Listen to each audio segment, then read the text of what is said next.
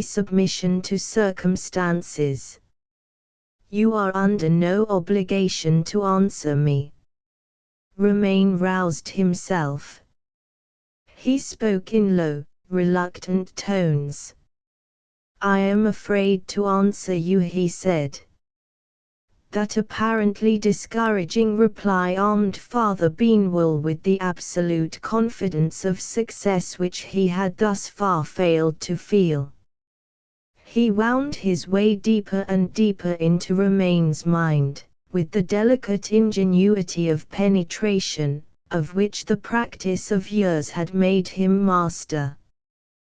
Perhaps I have failed to make myself clearly understood, he said. I will try to put it more plainly. You are no half-hearted man, Romain. What you believe fervently. Impressions are not dimly and slowly produced on your mind. As the necessary result, your conversion being once accomplished, your whole soul is given to the faith that is in you. Do I read your character rightly? So far as I know it, yes. Father Beanwell went on. Bear in mind what I have just said, he resumed, and you will understand why I feel it my duty to press the question which you have not answered yet. You have found in the Catholic faith the peace of mind which you have failed to obtain by other means. If I had been dealing with an ordinary man, I should have expected from the change no happier result than this. But I ask you, has that blessed influence taken no deeper and nobler hold on your heart? Can you truly say to me, I am content with what I have gained, I wish for no more? I cannot truly say it, Romain answered. The time had now come for speaking plainly. Father Beanwell no longer advanced to his end under cover of a cloud of words. A little while since, he said, you spoke of Penrose as of a man whose lot in life you longed to share.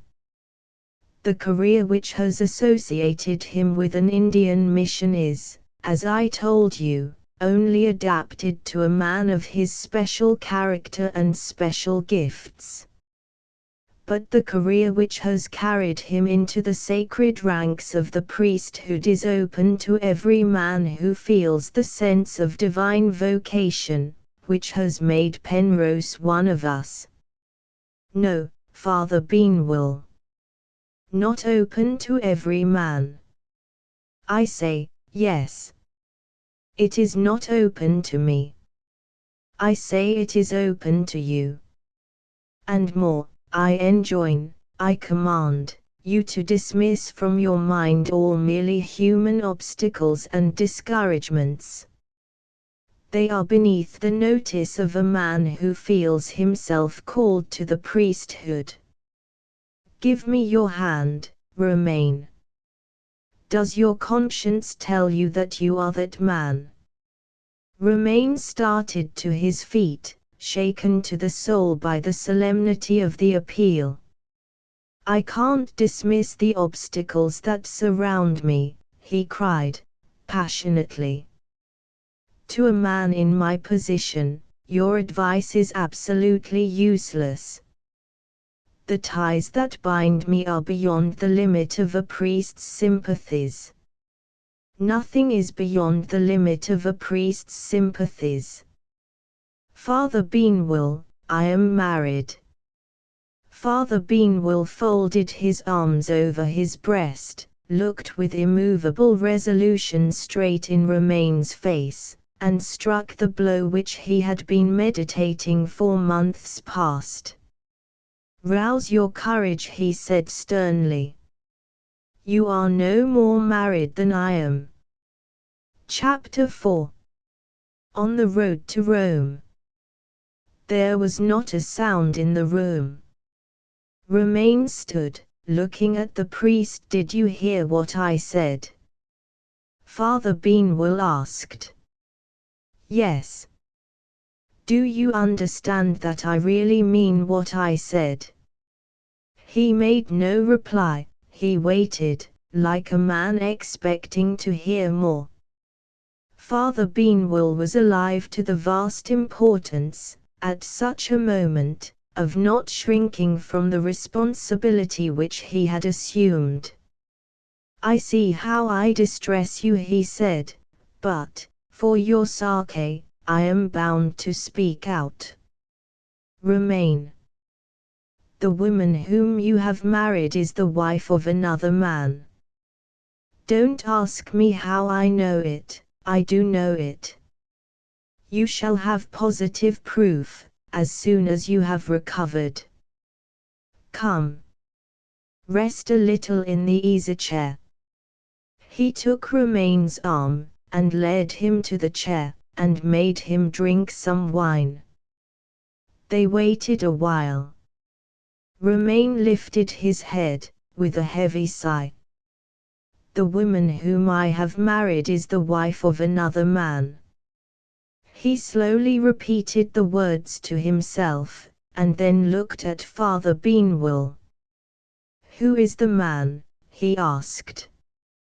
I introduced you to him, when I was as ignorant of the circumstances as you are, the priest answered. The man is Mr. Bernard Winterfield. Romain half raised himself from the chair. A momentary anger glittered in his eyes, and faded out again, extinguished by the nobler emotions of grief and shame. He remembered Winterfield's introduction to Stella. Her husband, he said, speaking again to himself. And she let me introduce him to her. And she received him like a stranger. He paused, and thought of it. The proofs, if you please, sir, he resumed, with sudden humility. I don't want to hear any particulars. It will be enough for me if I know beyond all doubt that I have been deceived and disgraced. Father Beanwell unlocked his desk and placed 2 papers before Romain. He did his duty with a grave indifference to all minor considerations.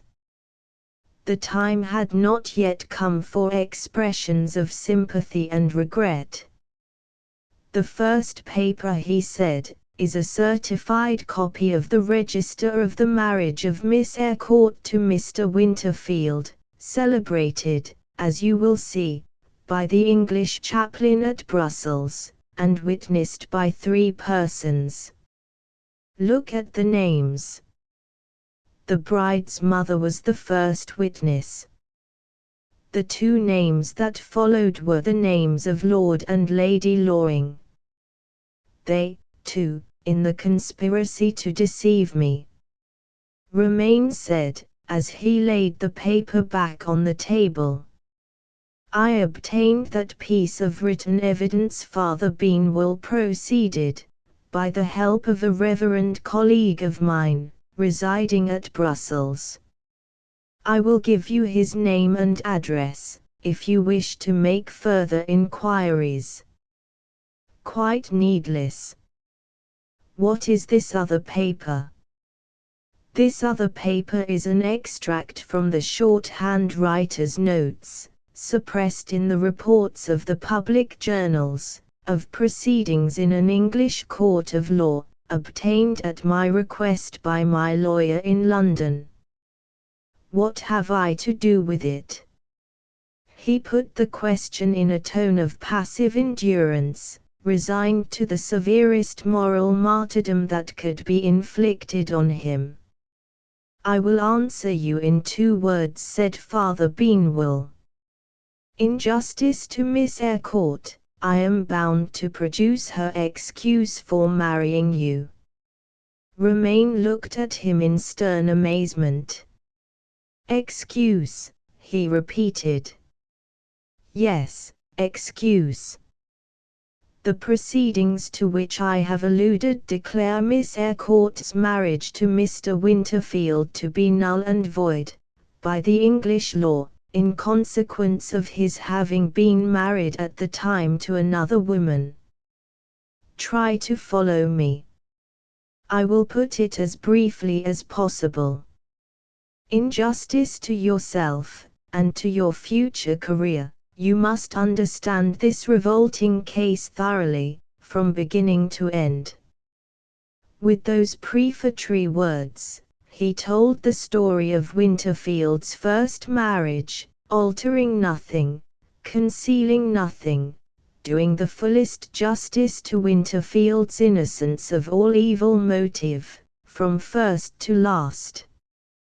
When the plain truth served his purpose, as it most assuredly did in this case, the man has never yet been found who could match Father Benwell at stripping himself of every vestige of reserve, and exhibiting his naked heart to the moral admiration of mankind. You were mortified, and I was surprised, he went on, when Mr. Winterfield dropped his acquaintance with you. We now know that he acted like an honourable man. He waited to see what effect he had produced. Romaine was in no state of mind to do justice to Winterfield or to anyone. His pride was mortally wounded, his high sense of honour and delicacy writhed under the outrage inflicted on it. And mind this, Father Benwell persisted, poor human nature has its right to all that can be justly conceded in the way of excuse and allowance. Miss Eyrecourt would naturally be advised by her friends, would naturally be eager, on her own part, to keep hidden from you what happened at Brussels. A sensitive woman, placed in a position so horribly false and degrading, must not be too severely judged, even when she does wrong. I am bound to say this, and more. Speaking from my own knowledge of all the parties, I have no doubt that Miss Eyrecourt and Mr. Winterfield did really part at the church door. Romaine answered by a look, so disdainfully expressive of the most immovable unbelief that it absolutely justified the fatal advice by which Stella's worldly wise friends had encouraged her to conceal the truth. Father Benwell prudently closed his lips. He had put the case with perfect fairness, his bitterest enemy could not have denied that.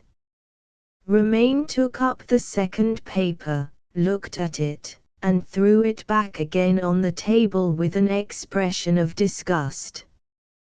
You told me just now, he said, that I was married to the wife of another man. And there is the judge's decision, releasing Miss Eyrecourt from her marriage to Mr. Winterfield. May I ask you to explain yourself? Certainly.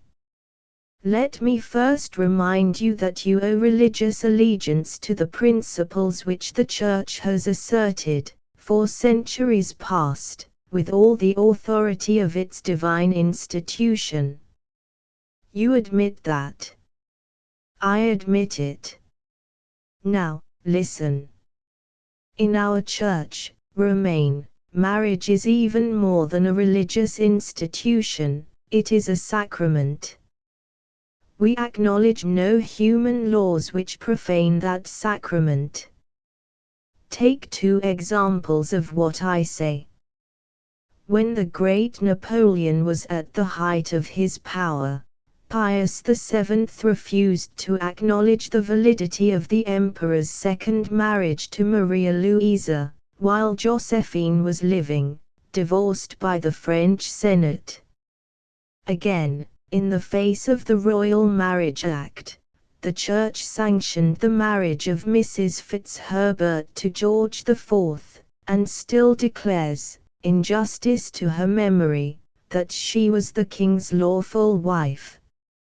In one word, marriage, to be marriage at all, must be the object of a purely religious celebration, and, this condition complied with, marriage is only to be dissolved by death. You remember what I told you of Mr. Winterfield? Yes. His first marriage took place before the registrar. In plain English, Romain, Mr. Winterfield and the woman rider in the circus pronounced a formula of words before a layman in an office. That is not only no marriage, it is a blasphemous profanation of a holy rite. Acts of Parliament which sanction such proceedings are acts of infidelity. The Church declares it, in defense of religion. I understand you, said Romain. Mr. Winterfield's marriage at Brussels, which the English law Father Beanwell interposed, declares to be annulled by the marriage before the registrar, stands good, nevertheless, by the higher law of the Church. Mr. Winterfield is Miss Eyrecourt's husband, as long as they both live.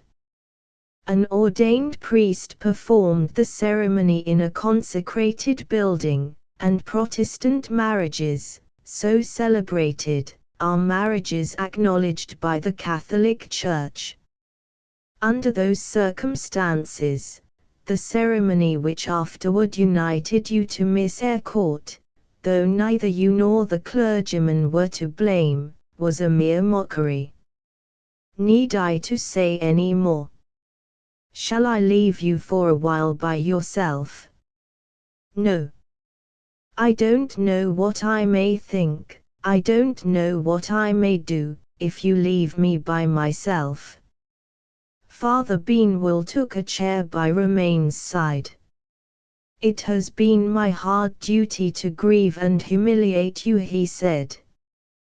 Do you bear me no ill will? He held out his hand. Romain took it, as an act of justice, if not as an act of gratitude. Can I be of any use in advising you? Father Beanwell asked. Who can advise a man in my position? Romain bitterly rejoined. I can at least suggest that you should take time to think over your position. Time, take time.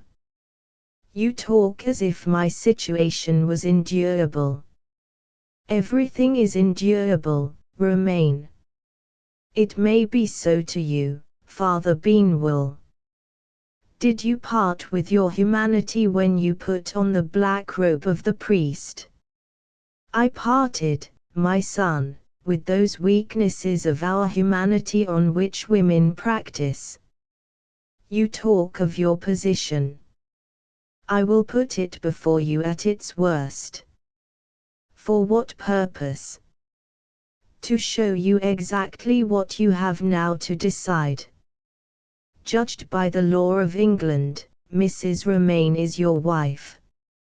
Judged by the principles held sacred among the religious community to which you belong, she is not Mrs. Romain, she is Mrs. Winterfield, living with you in adultery. If you regret your conversion, I don't regret it, Father Beanwell. If you renounce the holy aspirations which you have yourself acknowledged to me, return to your domestic life. But don't ask us, while you are living with that lady, to respect you as a member of our communion. Romain was silent. The more violent emotions aroused in him had, with time, subsided into calm. Tenderness, mercy, past affection, found their opportunity, and pleaded with him. The priest's bold language had missed the object at which it aimed. It had revived in Romain's memory the image of Stella in the days when he had first seen her. How gently her influence had wrought on him for good. How tenderly, how truly, she had loved him. "Give me some more wine," he cried. "I feel faint and giddy." "Don't despise me, Father Beanwell, I was once so fond of her." The priest poured out the wine. "I feel for you," he said. "Indeed, indeed, I feel for you." It was not all a lie, there were grains of truth in that outburst of sympathy. Father Beanwell was not wholly merciless. His far-seeing intellect, his daring duplicity, carried him straight on to his end in view. But, that end once gained, and, let it be remembered, not gained, in this case, wholly for himself, there were compassionate impulses left in him which sometimes forced their way to the surface. A man of high intelligence, however he may misuse it, however unworthy he may be of it, has a gift from heaven. When you want to see unredeemed wickedness, look for it in a fool. Let me mention one circumstance, Father Beanwell proceeded, which may help to relieve you for the moment. In your present state of mind, you cannot return to the retreat. Impossible. I have had a room prepared for you in this house. Here, free from any disturbing influence, you can shape the future course of your life. If you wish to communicate with your residents at Highgate, don't speak of it." Father Beanwell sighed. "Ah, I understand," he said, sadly. The house associated with Mr. Winterfield's visit, Romaine again interrupted him, this time by gesture only. The hand that had made the sign clenched itself when it rested afterward on the table. His eyes looked downward, under frowning brows. At the name of Winterfield, remembrances that poisoned every better influence in him rose venomously in his mind. Once more he loathed the deceit that had been practiced on him. Once more the detestable doubt of that asserted parting at the church door renewed its stealthy torment, and reasoned with him as if in words, "She has deceived you in one thing, why not in another?" "Can I see my lawyer here?" he asked, suddenly.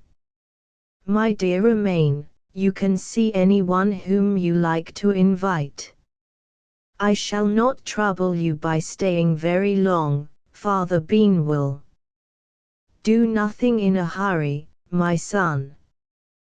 Pray do nothing in a hurry." Romaine paid no attention to this entreaty. Shrinking from the momentous decision that awaited him, his mind instinctively took refuge in the prospect of change of scene. "I shall leave England," he said, impatiently. "Not alone." Father Beanwell remonstrated. "Who will be my companion?" "I will," the priest answered. Romaine's weary eyes brightened faintly. In his desolate position, Father Beanwell was the one friend on whom he could rely.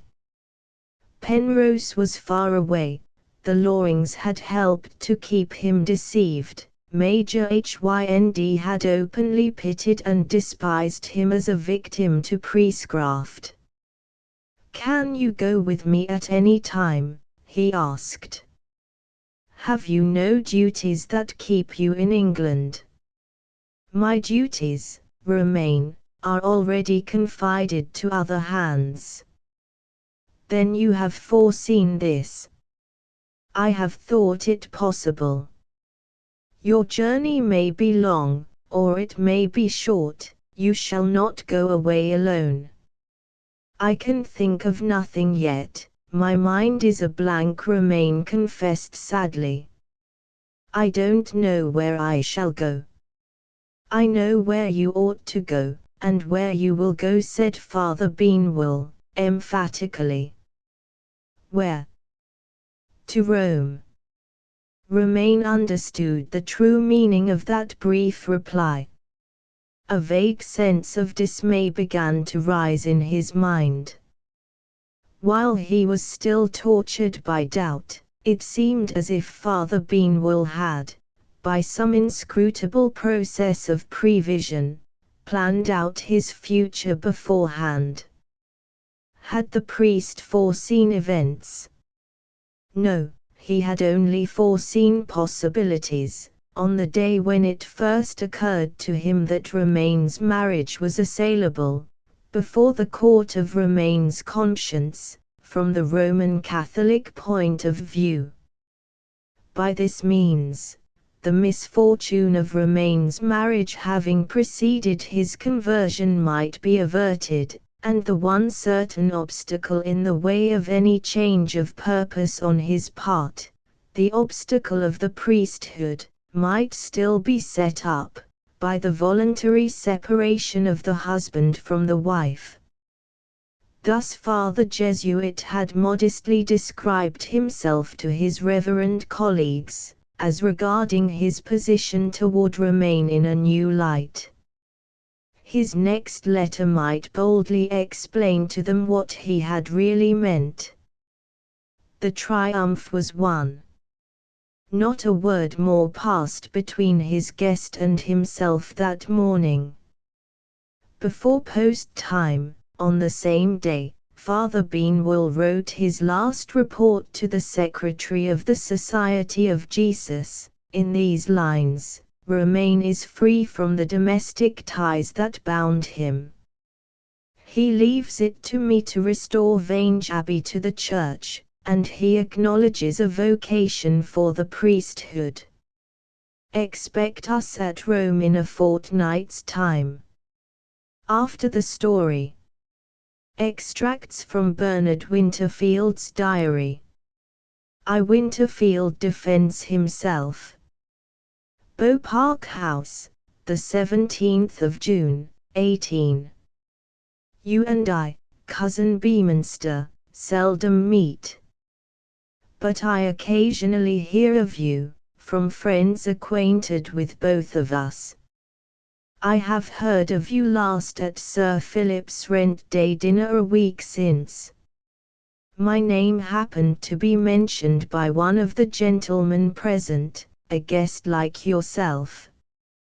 You took up the subject of your own free will, and spoke of me in these terms: I am sorry to say it of the existing head of the family, but Bernard is really unfit for the position which he holds.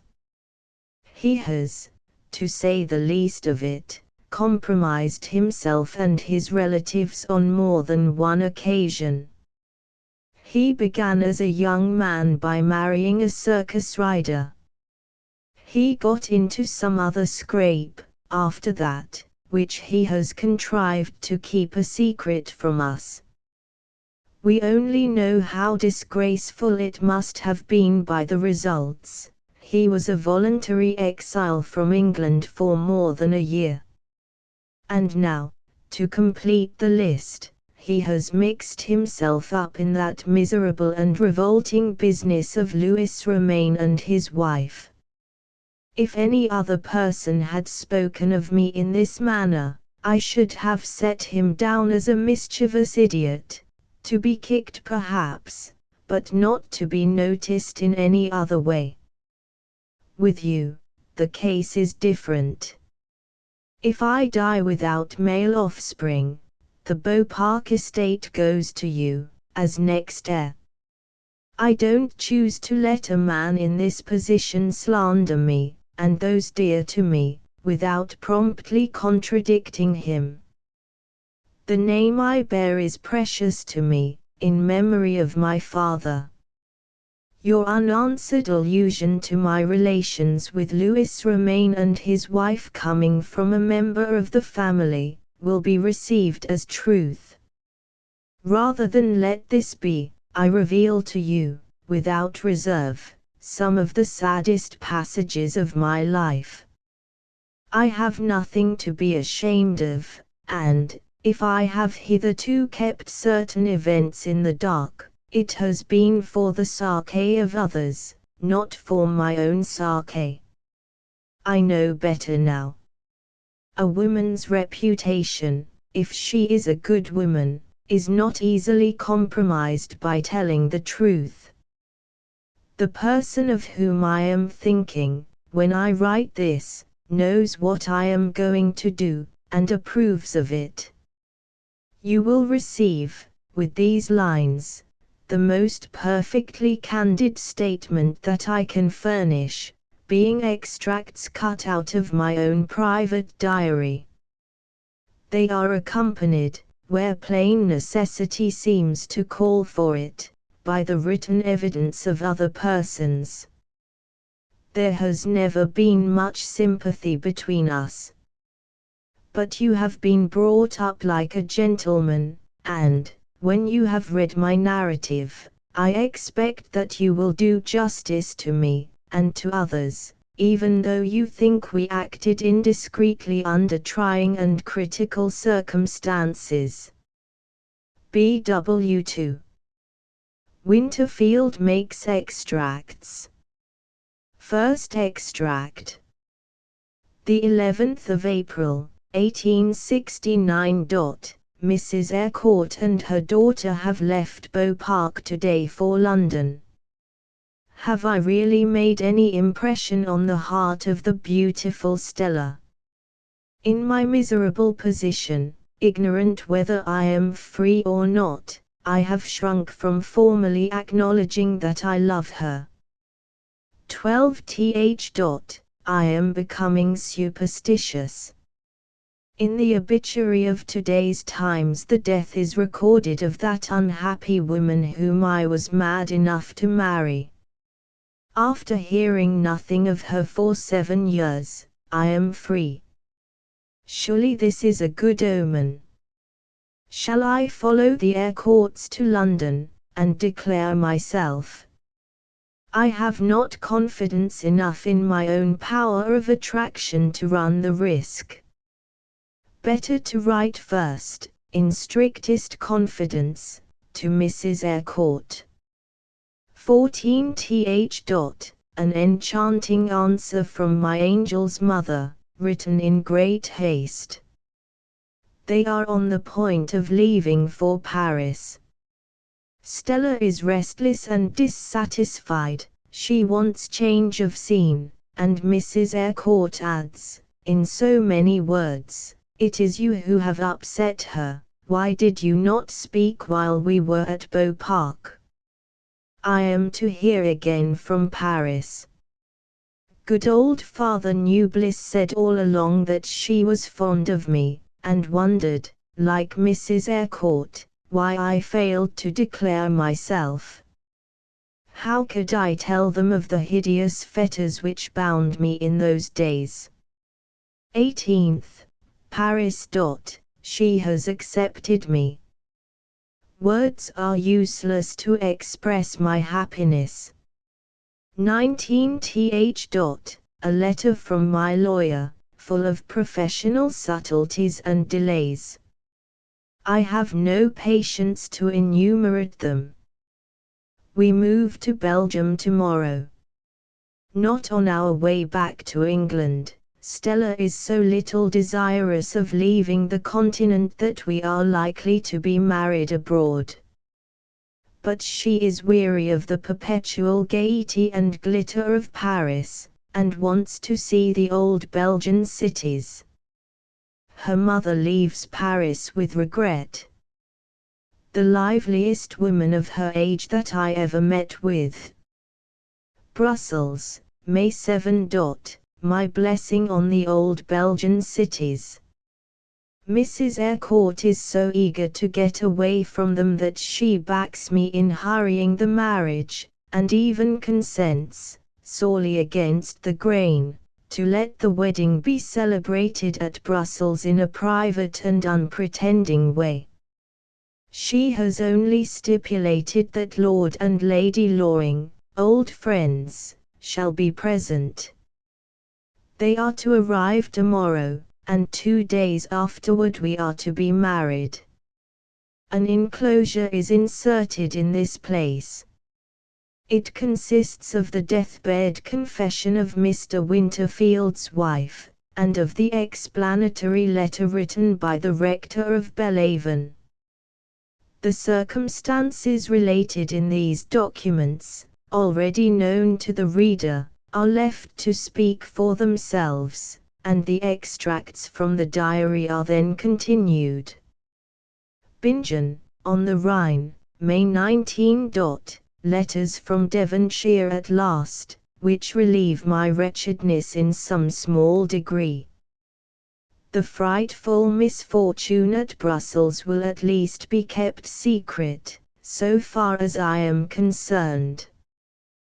Beaupark House is shut up, and the servants are dismissed, in consequence of my residence abroad. To Father Newbliss I have privately written. Not daring to tell him the truth, I leave him to infer that my marriage engagement has been broken off. He writes back a kind and comforting letter. Time will, I suppose, help me to bear my sad lot. Perhaps a day may come when Stella and her friends will know how cruelly they have wronged me. London, the 18th of November, 1860. The old wound has been opened again. I met her accidentally in a picture gallery. She turned deadly pale, and left the place. Oh, Stella! Stella! London, the 12th of August, 1861. Another meeting with her. And another shock to endure, which I might not have suffered if I had been a reader of the marriage announcements in the newspapers. Like other men, I am in the habit of leaving the marriage announcements to the women. I went to visit an agreeable new acquaintance, Mr. Romaine. His wife drove up to the house while I was looking out of window. I recognized Stella. After 2 years, she has made use of the freedom which the law has given to her. I must not complain of that, or of her treating me like a stranger, when her husband innocently introduced us. But when we were afterward left together for a few minutes, no. I cannot write down the merciless words she said to me. Why am I fool enough to be as fond of her as ever? Beaupark, November 16. Stella's married life is not likely to be a happy one. Today's newspaper announces the conversion of her husband to the Roman Catholic faith.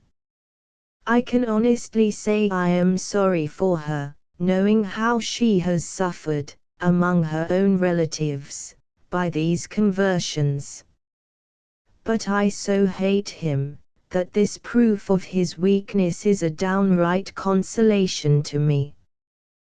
Beaupark, the 27th of January, 1862. A letter from Stella, so startling and deplorable that I cannot remain away from her after reading it. Her husband has deliberately deserted her. He has gone to Rome, to serve his term of probation for the priesthood. I travel to London by today's train. London, January 27. Short as it is, I looked at Stella's letter again and again on the journey. The tone of the closing sentences is still studiously cold.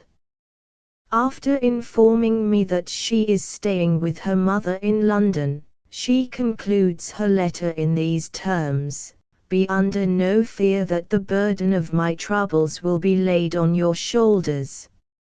Since the fatal day when we met at 10 Acres, you have shown forbearance and compassion toward me. I don't stop to inquire if you are sincere, it rests with you to prove that.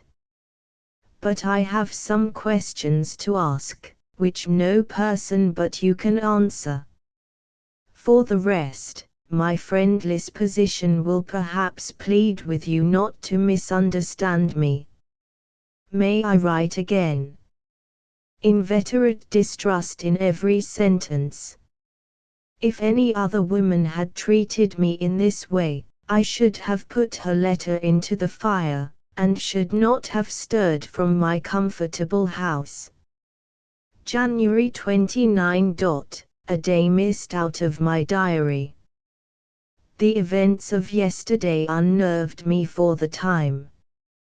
Arriving at Derwent's Hotel on the evening of the 27th, I sent a line to Stella by messenger, to ask when she could receive me.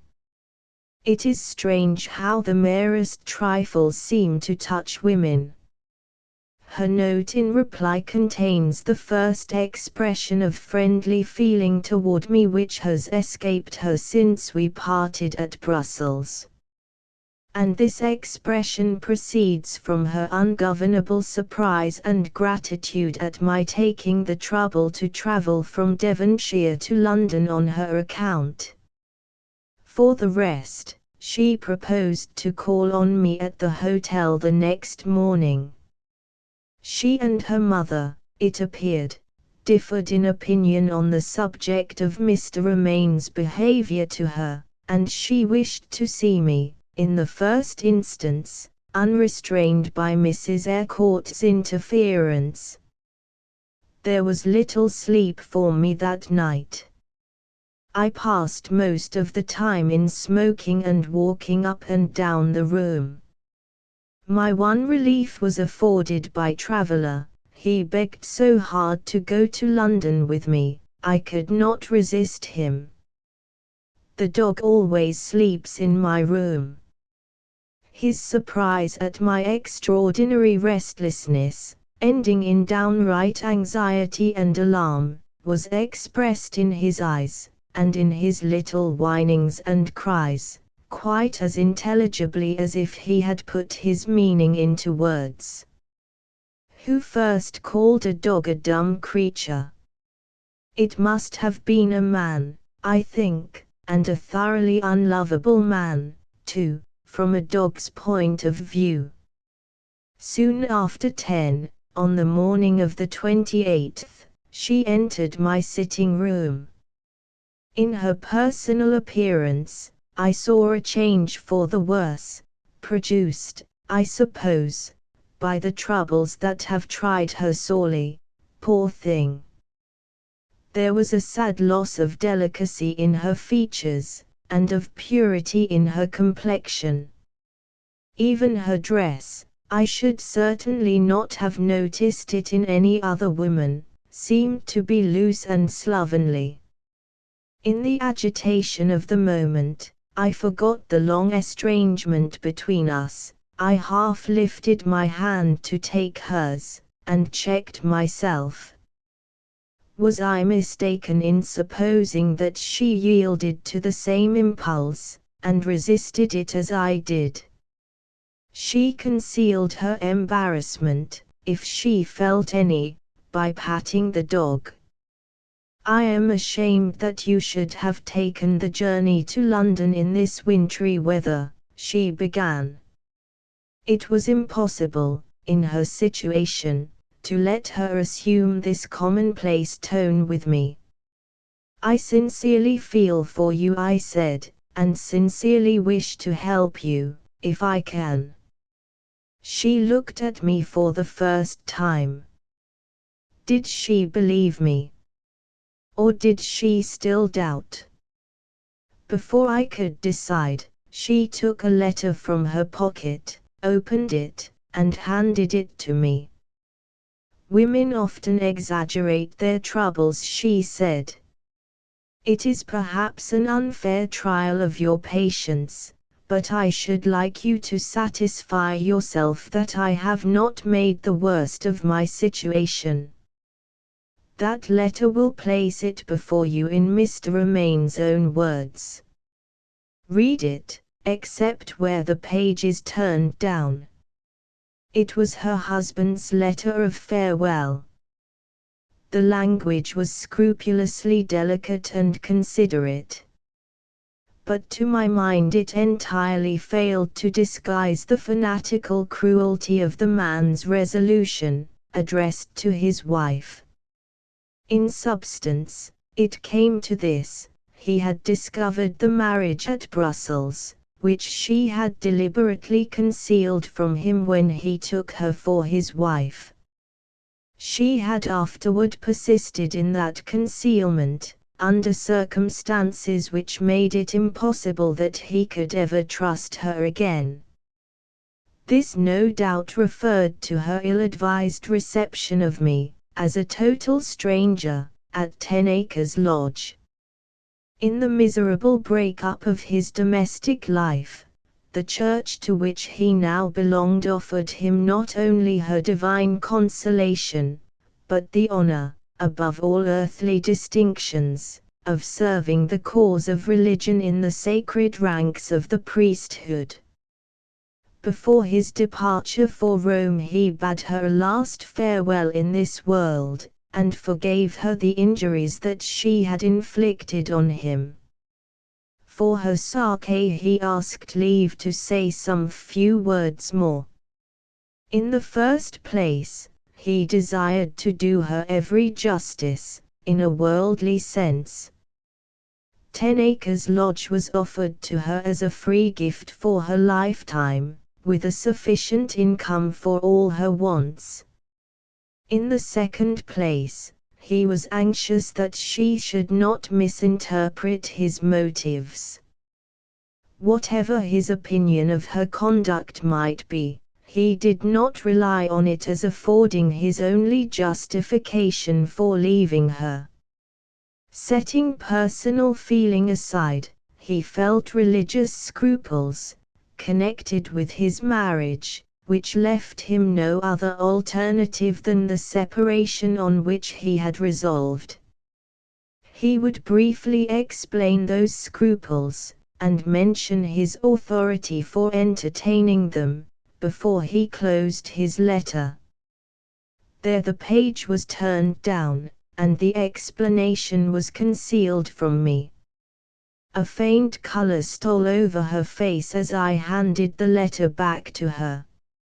"It is needless for you to read the end," she said.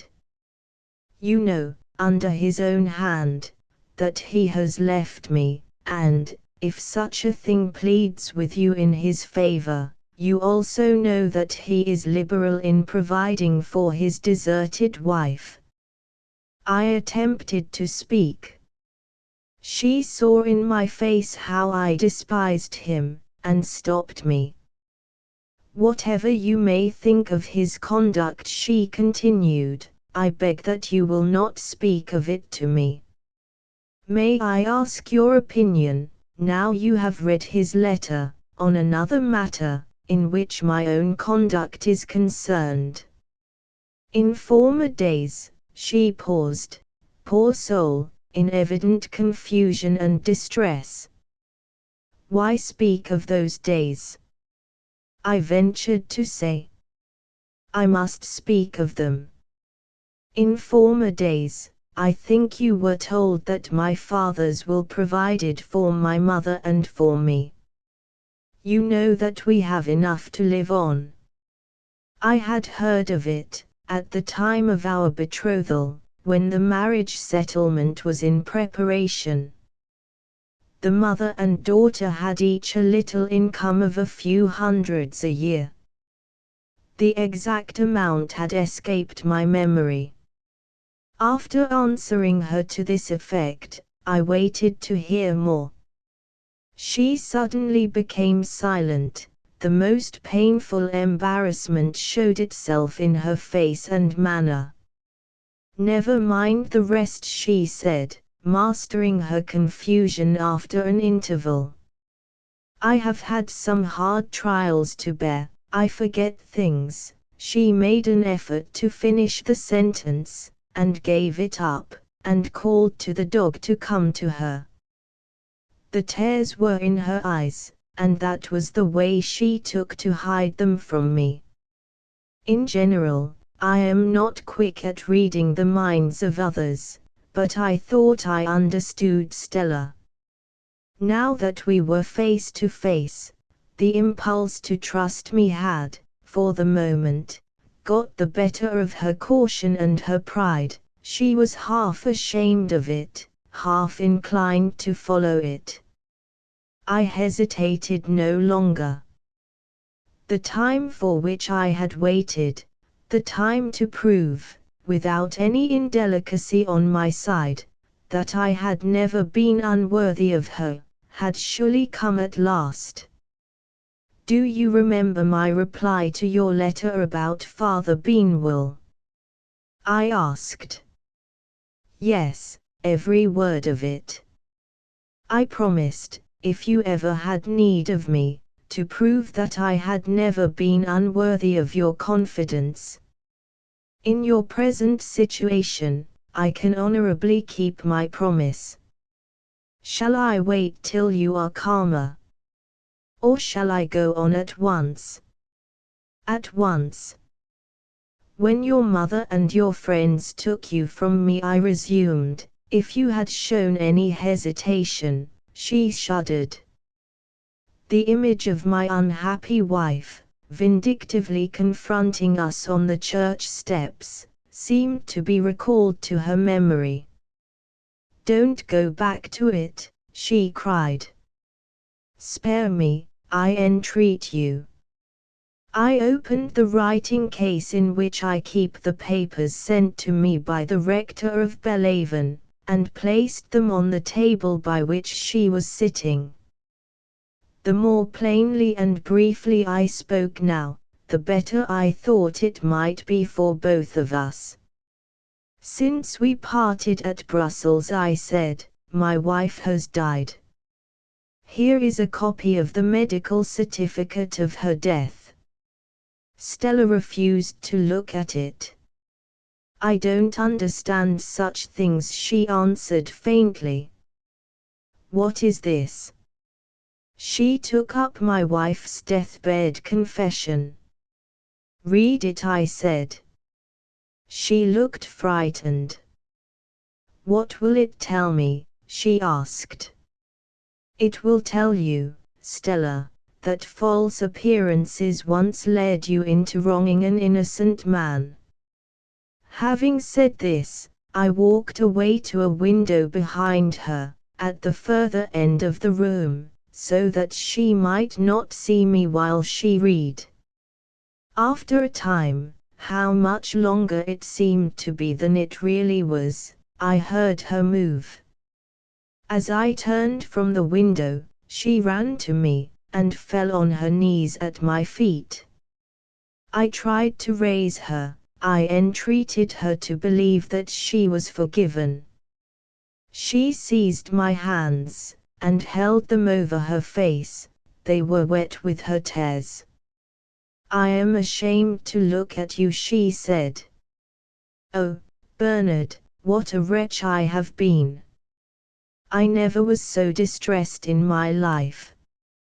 I don't know what I should have said, what I should have done, if my dear old dog had not helped me out of it."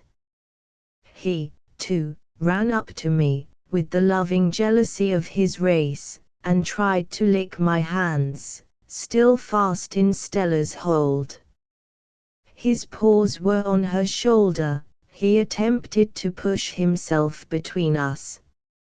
I think I successfully assumed a tranquility which I was far from really feeling.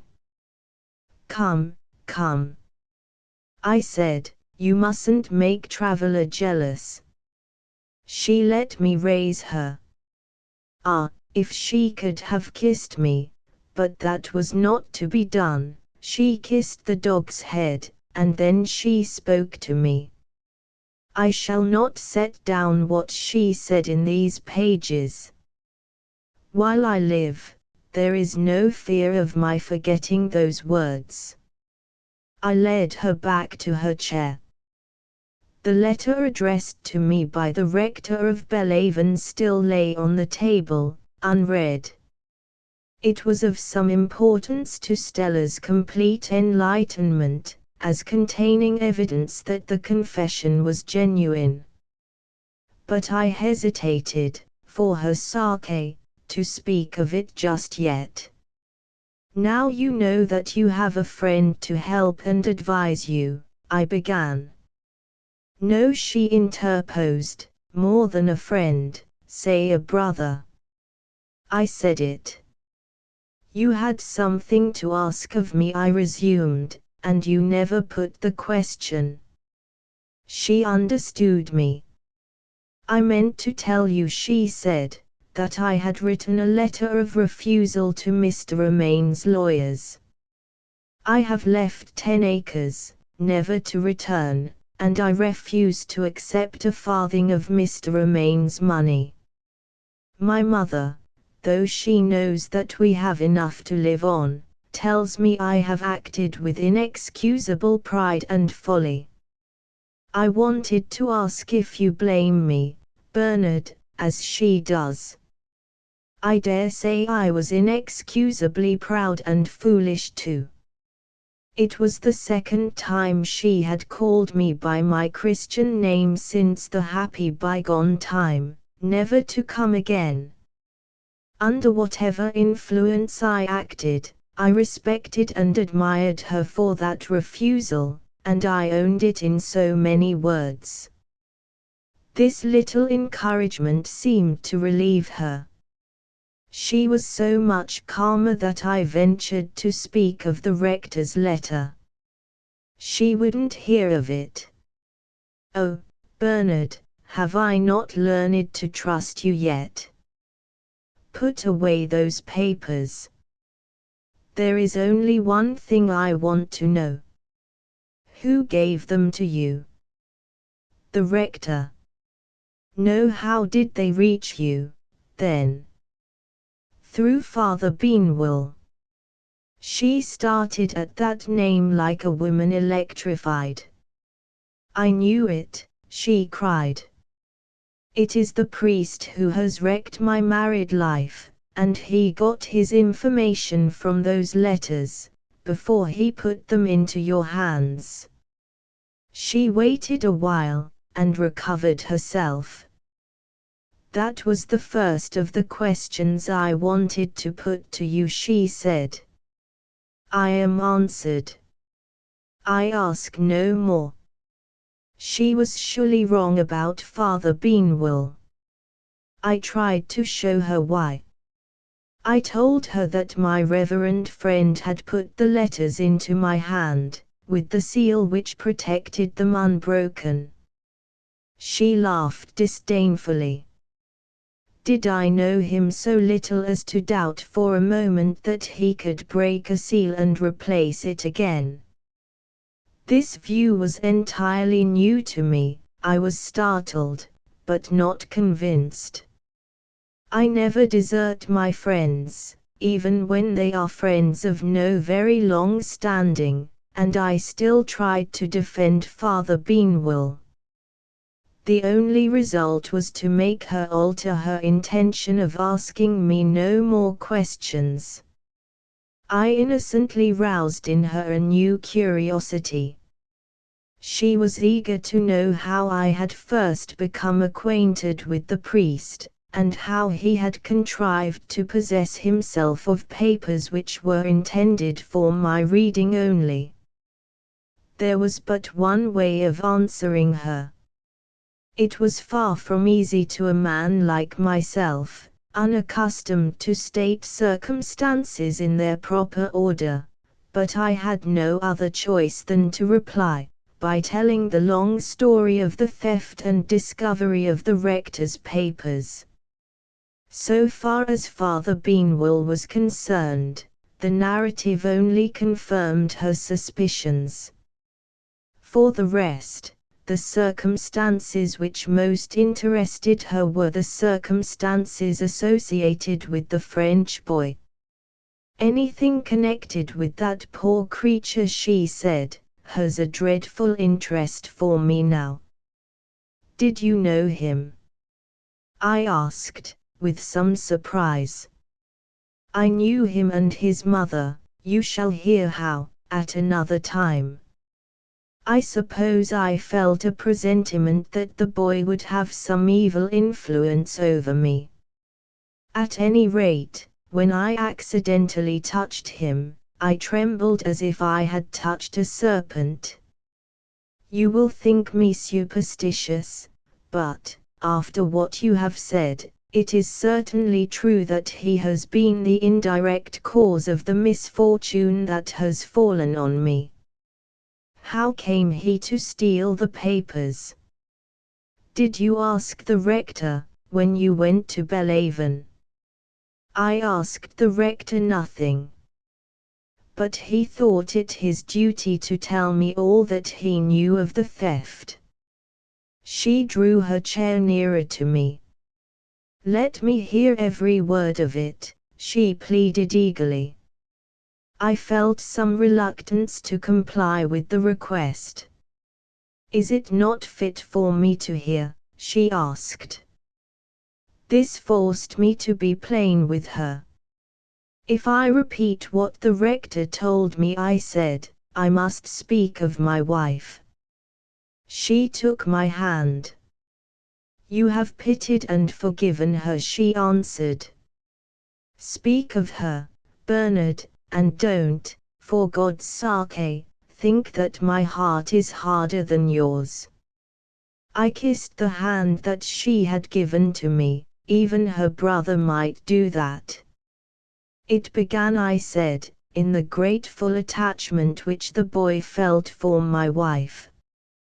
He refused to leave her bedside on the day when she dictated her confession to the rector. As he was entirely ignorant of the English language, there seemed to be no objection to letting him have his own way. He became inquisitive as the writing went on.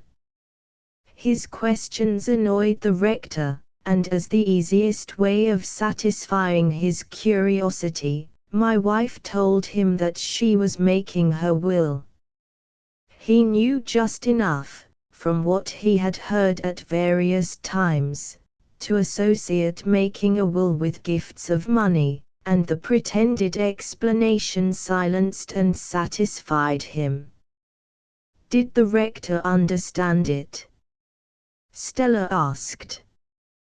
Yes. Like many other Englishmen in his position, although he was not ready at speaking French, he could read the language, and could fairly well understand it, when it was spoken. After my wife's death, he kindly placed the boy, for a few days, under the care of his housekeeper. Her early life had been passed in the island of Martinique, and she was able to communicate with the friendless foreigner in his own language.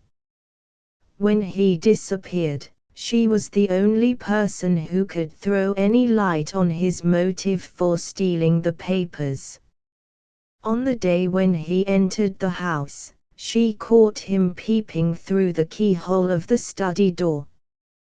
He must have seen where the confession was placed, and the color of the old-fashioned blue paper, on which it was written, would help him to identify it.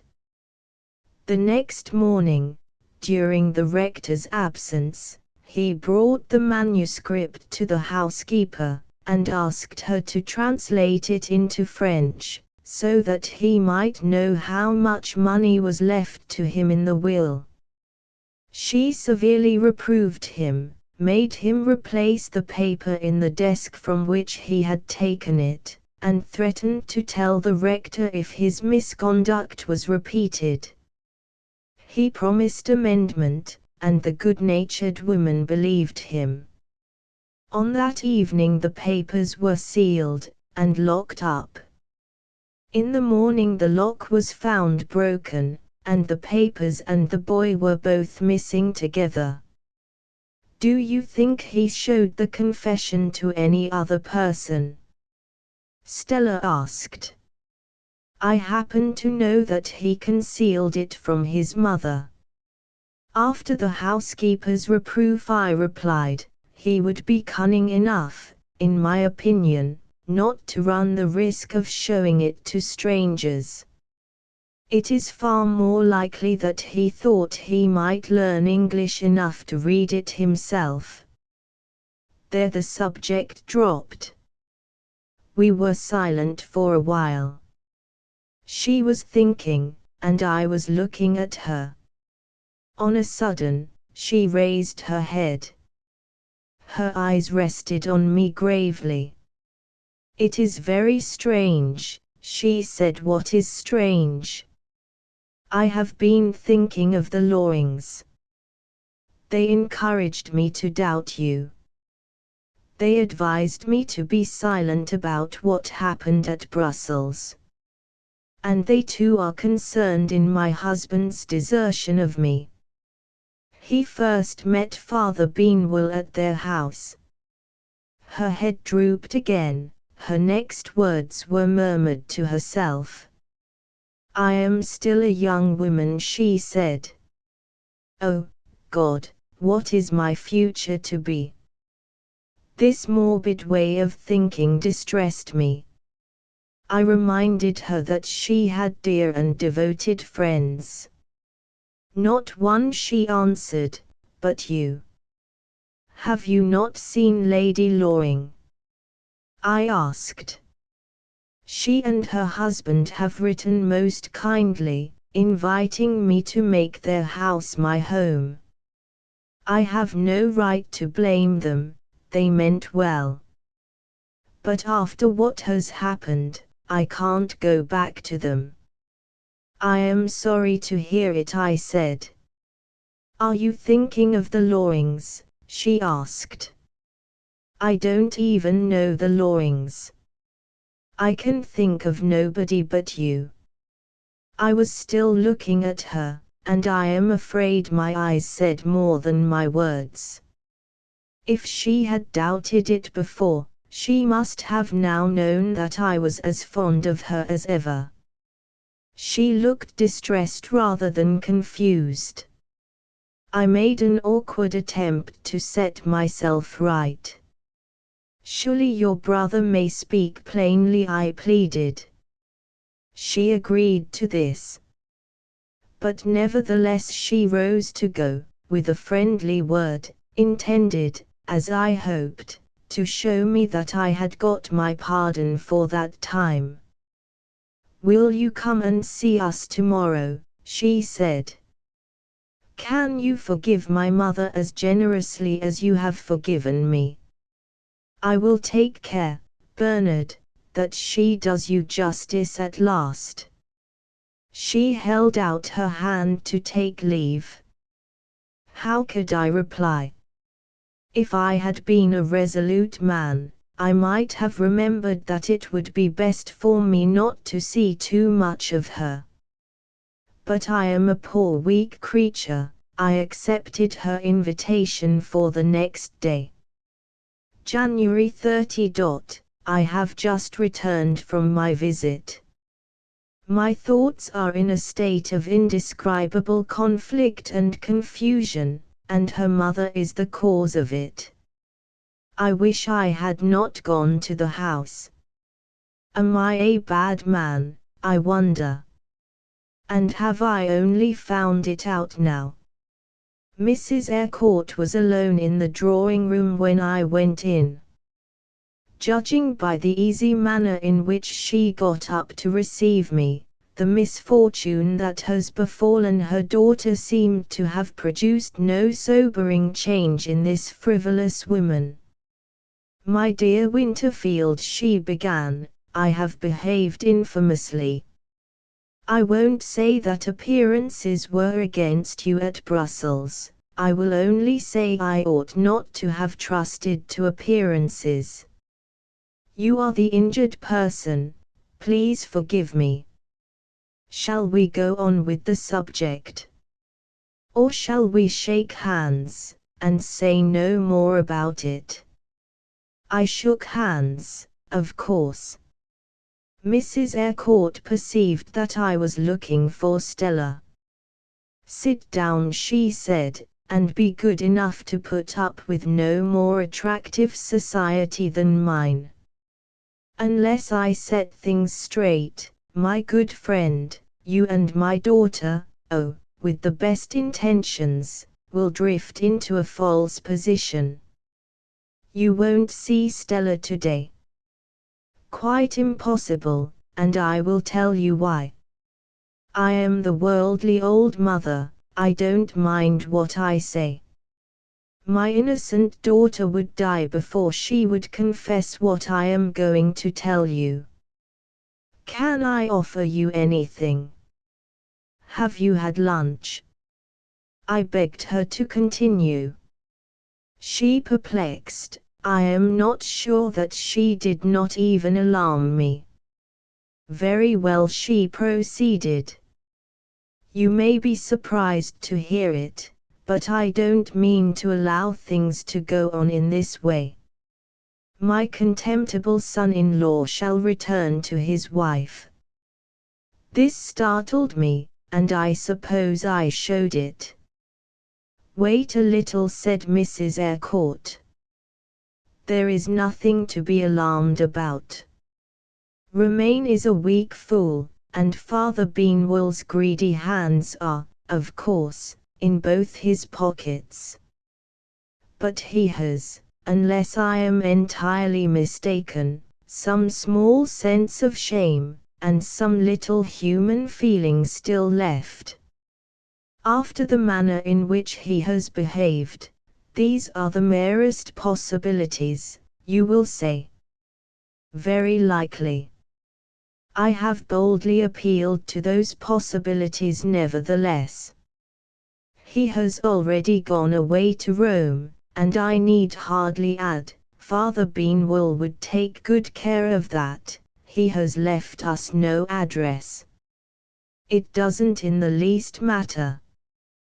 One of the advantages of being so much in society as I am is that I have nice acquaintances everywhere, always ready to oblige me, provided I don't borrow money of them. I have written to Romain, under cover to one of my friends living in Rome.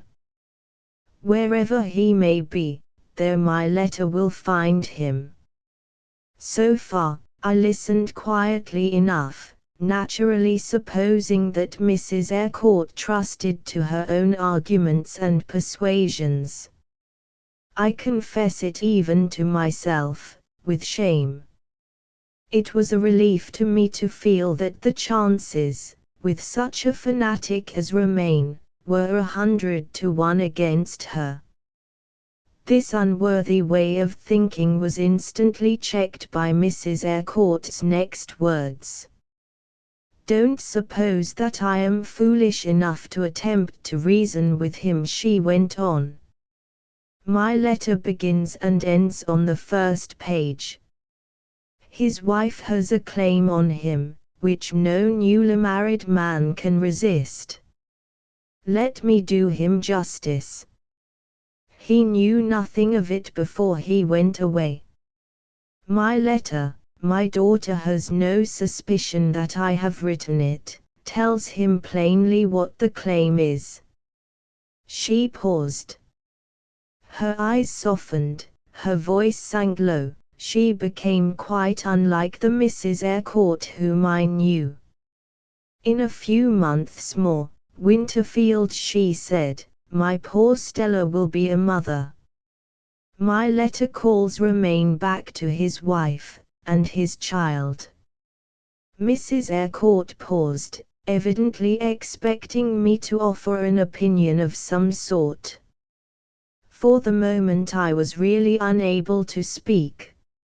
Stella's mother never had a very high opinion of my abilities. She now appeared to consider me the stupidest person in the circle of her acquaintance. "Are you a little deaf, Winterfield?" she asked. "Not that I know of." "Do you understand me?" "Oh, yes." "Then why can't you say something?" "I want a man's opinion of our prospects." "Good gracious, how you fidget! Put yourself in Romain's place, and tell me this. If you had left Stella, I should never have left her, Mrs. Eyrecourt." "Be quiet. You don't know what you would have done." "I insist on your supposing yourself to be a weak, superstitious, conceited, fanatical fool. You understand. Now, tell me, then. Could you keep away from your wife, when you were called back to her in the name of your firstborn child? Could you resist that?" "Most assuredly not." I contrived to reply with an appearance of tranquillity. It was not very easy to speak with composure. Envious, selfish, contemptible, no language is too strong to describe the turn my thoughts now took. I never hated any human being as I hated Romain at that moment. Damn him, he will come back. There was my inmost feeling expressed in words. In the meantime, Mrs. Eyrecourt was satisfied. She dashed at the next subject as fluent and as confident as ever. "Now, Winterfield, it is surely plain to your mind that you must not see Stella again, except when I am present to tie the tongue of scandal. My daughter's conduct must not allow her husband, if you only knew how I detest that man, must not, I say, allow her husband the slightest excuse for keeping away from her. If we give that odious old Jesuit the chance, he will make a priest of Romain before we know where we are. The audacity of these papists is really beyond belief. You remember how they made bishops and archbishops here, in flat defiance of our laws. Father Beanwell follows that example, and sets our other laws at defiance, I mean our marriage laws. I am so indignant I can't express myself as clearly as usual. Did Stella tell you that he actually shook Romain's belief in his own marriage? Ah, I understand, she kept that to herself, poor dear, and with good reason, too. I thought of the turned-down page in the letter.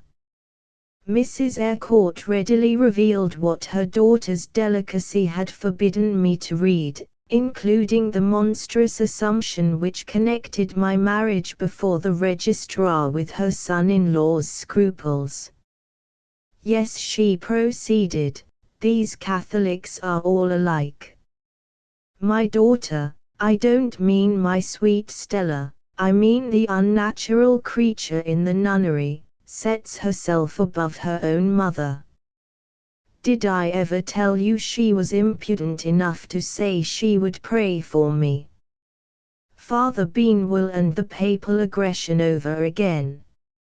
Now tell me, Winterfield, don't you think, taking the circumstances into consideration, that you will act like a thoroughly sensible man if you go back to Devonshire while we are in our present situation? What with foot warmers in the carriage, and newspapers and magazines to amuse you, it isn't such a very long journey. And then Beau Park, dear Beau Park, is such a remarkably comfortable house in the winter, and you enviable creature, are such a popular man in the neighborhood. Oh, go back. Go back. I got up and took my hat. She patted me on the shoulder. I could have throttled her at that moment. And yet she was right. You will make my excuses to Stella, I said. You dear, good fellow, I will do more than make your excuses, I will sing your praises, as the poet says. In her ungovernable exultation at having got rid of me, she burst into extravagant language.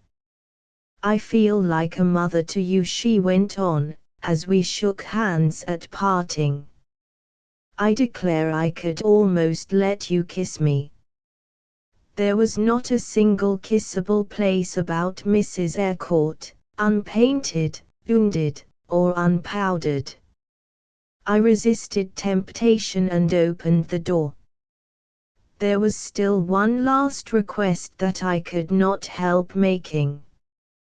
Will you let me know, I said, when you hear from Rome? With the greatest pleasure, Mrs. Eyrecourt answered, briskly. Goodbye, you best of friends, goodbye. I write these lines while the servant is packing my portmanteau. Traveller knows what that means. My dog is glad, at any rate, to get away from London. I think I shall hire a yacht, and try what a voyage round the world will do for me. I wish to God I had never seen Stella. Second extract. Bow Park, February 10. News at last from Mrs. Eyrecourt. Romain has not even read the letter that she addressed to him. It has actually been returned to her by Father Benwell. Mrs. Eyrecourt writes, naturally enough, in a state of fury. Her one consolation, under this insulting treatment, is that her daughter knows nothing of the circumstances. She warns me, quite needlessly, to keep the secret, and sends me a copy of Father Benwell's letter. Dear Madam, Mr. Romain can read nothing that diverts his attention from his preparation for the priesthood, or that recalls past associations with errors which he has renounced forever. When a letter reaches him, it is his wise custom to look at the signature first. He has handed your letter to me, unread, with a request that I will return it to you. In his presence, I instantly sealed it up. Neither he nor I know, or wish to know, on what subject you have addressed him. We respectfully advise you not to write again. This is really too bad, but it has one advantage, so far as I am concerned. It sets my own unworthy doubts and jealousies before me in a baser light than ever. How honestly I defended Father Benwell! And how completely he has deceived me! I wonder whether I shall live long enough to see the Jesuit caught in one of his own traps. 11th. I was disappointed at not hearing from Stella yesterday. This morning has made amends. It has brought me a letter from her. She is not well, and her mother's conduct sadly perplexes her. At one time, Mrs. Eyrecourt's sense of injury urges her to indulge in violent measures. She is eager to place her deserted daughter under the protection of the law, to insist on a restitution of conjugal rights or on a judicial separation. At another time she sinks into a state of abject depression, declares that it is impossible for her, in Stella's deplorable situation, to face society, and recommends immediate retirement to some place on the continent in which they can live cheaply. This latter suggestion Stella is not only ready, but eager, to adopt. She proves it by asking for my advice, in a postscript, no doubt remembering the happy days when I courted her in Paris, and the many foreign friends of mine who called at our hotel. The postscript gave me the excuse that I wanted. I knew perfectly well that it would be better for me not to see her, and I went to London, for the sole purpose of seeing her, by the first train. London, February 12. I found mother and daughter together in the drawing room. It was one of Mrs. Eyrecourt's days of depression. Her little twinkling eyes tried to cast on me a look of tragic reproach. She shook her dyed head and said, "Oh, Winterfield, I didn't think you would have done this. Stella, fetch me my smelling bottle." But Stella refused to take the hint. She almost brought the tears into my eyes, she received me so kindly.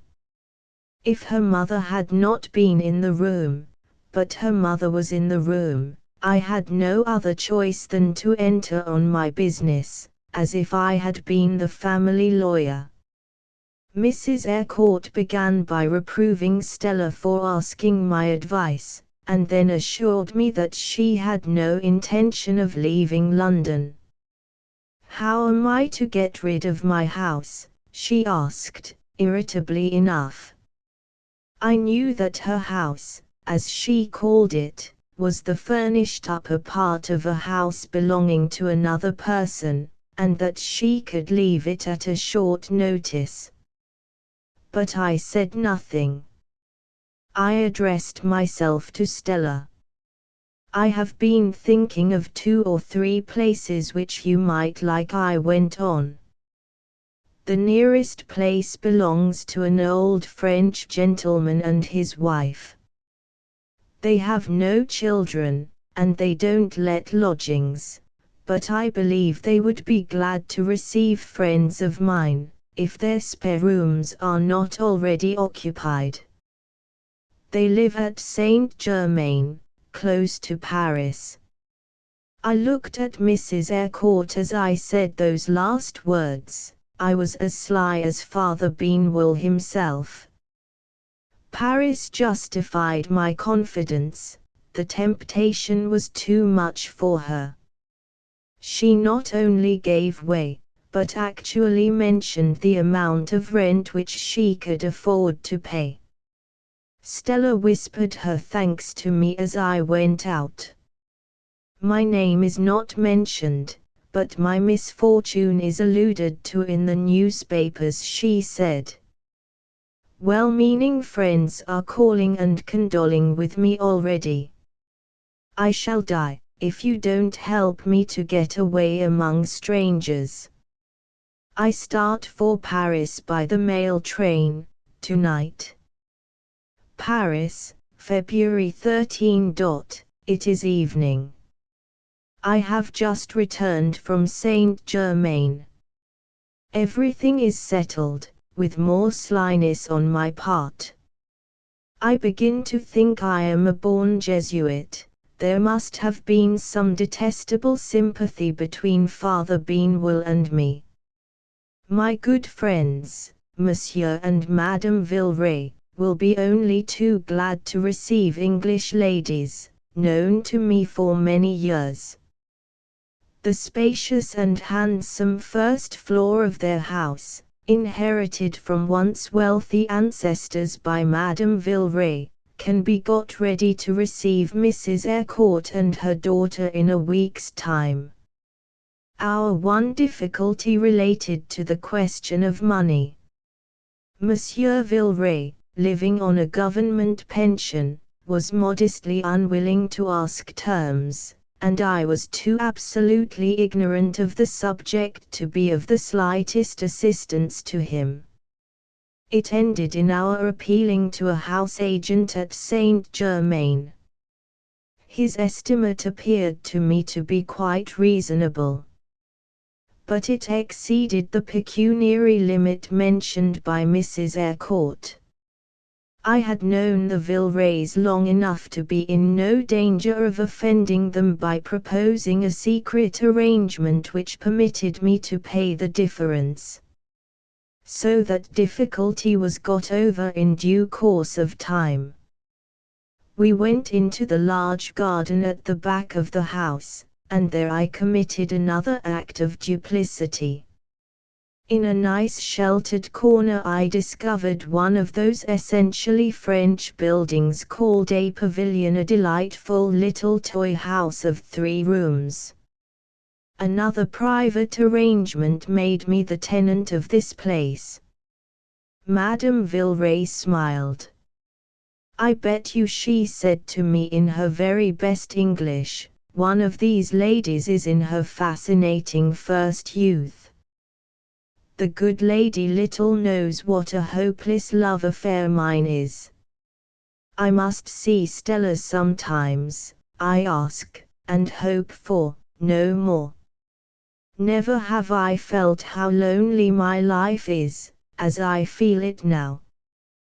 Third extract. London, March 1. Stella and her mother have set forth on their journey to Saint Germain this morning, without allowing me, as I had hoped and planned, to be their escort. Mrs. Eyrecourt set up the old objection of the claims of propriety. If that were the only obstacle in my way, I should have set it aside by following them to France. Where is the impropriety of my seeing Stella, as her friend and brother, especially when I don't live in the same house with her, and when she has her mother, on one side, and Madame Villeroy, on the other, to take care of her?